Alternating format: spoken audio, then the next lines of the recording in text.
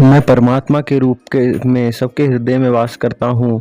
जैसे ही कोई किसी देवता की पूजा भक्ति करने की इच्छा करता है, वैसे ही मैं उसकी उस इच्छा को उस देवता के प्रति प्रबल करता हूँ।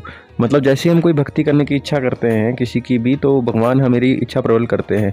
पर हम भगवान हरि की पूजा करें, ये करें ही नहीं, तो वो तो सही नहीं है।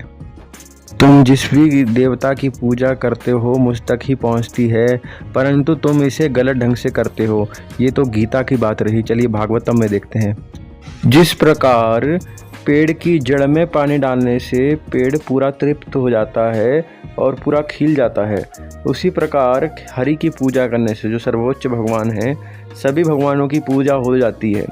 जब हम पेड़ पत्ती यानी कि उनके रूपों में पानी डालते हैं या उनके देवी देवताओं को, तो सूक्ष्म रूप से तो उनके पास पहुंचती है। तो हमें सर्वोच्च भगवान हरि की पूजा करनी चाहिए ताकि सबकी पूजा हो ही जाए।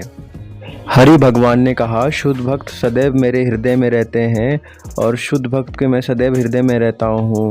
जैसे भक्त मेरे अलावा किसी और को नहीं जानते, और वैसे मैं भी उनके अलावा किसी और को नहीं जानता। तो शास्त्रों से तो हमें यही पता चलता है कि हम चाहें तो खाली हरि की पूजा ही कर सकते हैं, और किसी देवी देवता किसी रूप की नहीं, हरि की ही, हरि के रूपों की ही। और वैष्णव संप्रदाय में केवल हरि की और हरि के रूपों की ही पूजा भक्ति होती है। मुख्य रूप हरि ही होते हैं।